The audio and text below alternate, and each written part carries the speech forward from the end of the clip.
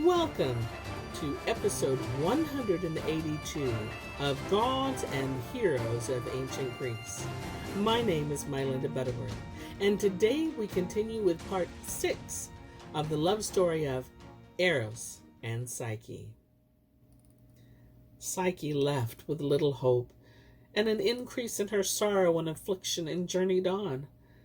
In the distance she saw a valley, and within a forest thought she beheld another temple, fair and curiously wrought, and minding to not pass over any place, but hope did direct her steps, and she was intent. She asked the pardon of every god.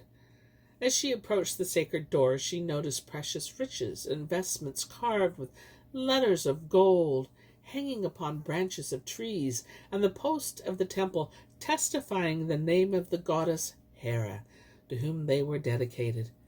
Then she knelt down upon her knees, and embracing the altar with her hands and wiping her tears, began praying, "O dear spouse and sister of the great god Zeus, which art adored and worshipped among the great temples of Samos, called upon by women with child, worshipped at high Carthage, because you were brought from the heaven by the lion. The rivers of the flood in Asia do celebrate thee, and know that thou art the wife of the great god and the goddess of goddesses. All the east part of the world hath thee in veneration. All the world calleth thee Lucina. I pray thee to be mine advocate in my tribulations. Deliver me from the great danger which pursues me, and save me, for I am wearied with so long labors and sorrow. For I know that it is thou that aid and help such women as are with child and in danger."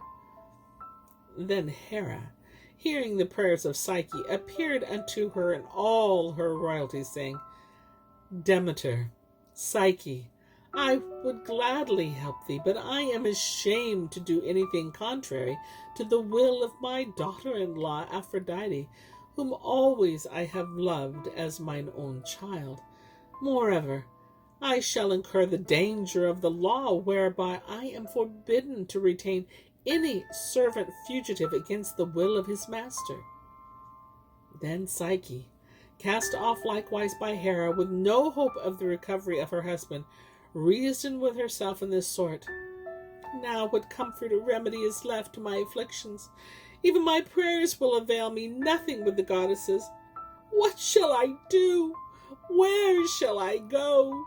In what cave or darkness shall I hide myself to avoid the fury of Aphrodite? Why do I take a good heart and offer myself with humility to her whose anger I have caused? Perhaps my husband is in the house of his mother, or no." Thus, being in doubt, poor Psyche prepared herself for more danger and devised how she might make her appeal and prayer to Aphrodite. After that, Aphrodite was weary with searching by sea and land for Psyche.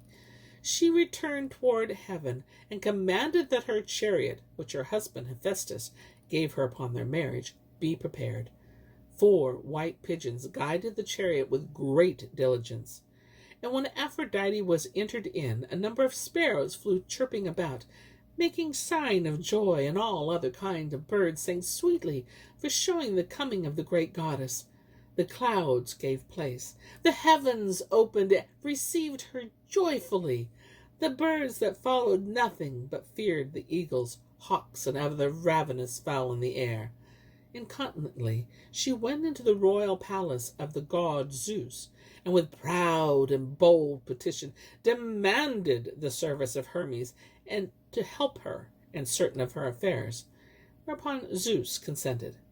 Then, with much joy, she descended from heaven with Hermes, and gave him an earnest charge to put in execution his words, saying, "O my brother, born in Arcadia, you know well that I, who am your sister, did never enterprise to do anything without your presence. You know also how long I have sought for a girl, and cannot find her. So there is nothing else to do, except that with your trumpet you offer a reward for whoever brings her to me. If someone decides to hold her and not give her up, no excuse will save them." which, when she had spoken, she delivered unto him the name of Psyche on a declaration, and then departed away to her lodging. Immediately Hermes proclaimed throughout the world that whatsoever he were that could tell any tiding of a king's fugitive daughter, the servant of Aphrodite, named Psyche, should bring word to Hermes, and for a reward of his pains he should receive 7 sweet crosses of Aphrodite. After that Hermes had completed his task. Every man was desirous to find Psyche. This proclamation was the cause that put away all doubt from Psyche, who just came within sight of the house of Aphrodite. But one of her servants saw Psyche and cried with a loud voice, "O wicked harlot! Now at length you shall know that your mistress above you. Did you not know that we have put forth in searching for you? I am glad that you have come into my hands. You are now in the gulf of hell, and shall abide the pain and punishment of your disobedience." And she grabbed her by the hair, and brought her before the presence of the goddess Aphrodite.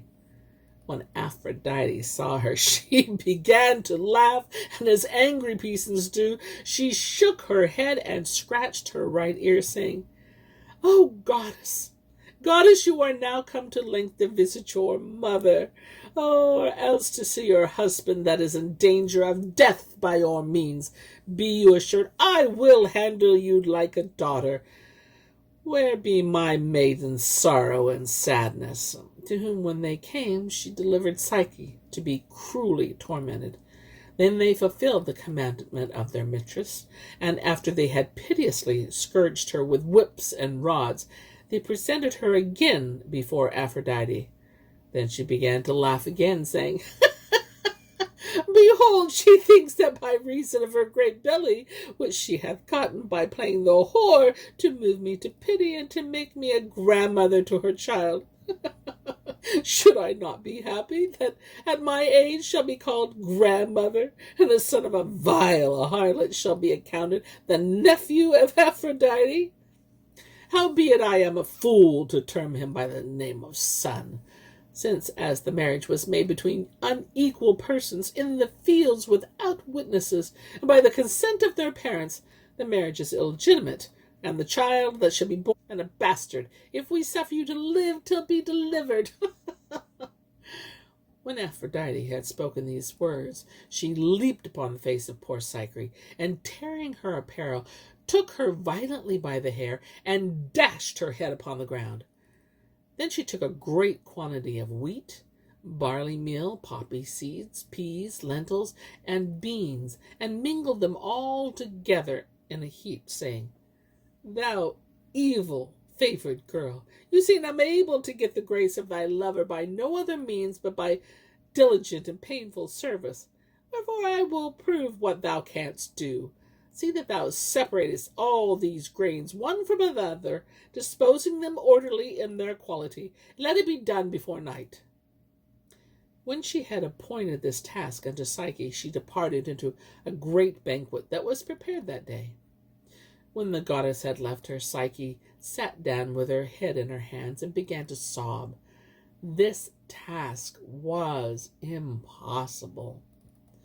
Then the little Pscyhe, the ant, taking pity of her great difficulty and labor, cursing the cruelness of the wife of Zeus and of so evil a mother, ran about hither and thither, and called to her all the ants of the country, saying, "I pray you, my friends, ye quick children of the earth, the mother of all things, take mercy on this poor, espoused to Eros, who is in great danger of her person. I pray you help her with all diligence." Incontinently, one came after another, deserving and dividing the grain, and after they had put each kind of grain in order, they ran away in great haste. When night came, Aphrodite returned home from the banquet, well tippled with wine, smelling of balm, and crowned with garlands of roses, who, when she saw what Psyche had done, saying, "This is not the labor of thy hands, but rather of that is amorous of thee." Then she gave her a morsel of brown bread and went to sleep. In the meantime, Eros was locked away in the surest chamber of the house, partly so that he would not hurt himself with wanton dalliance, and partly so he could not speak with his love, keeping these two lovers divided one from the other. And here is where I end my tale for today. But I'll be back with more tales, many more tales. Until then, my friends, enjoy the journey.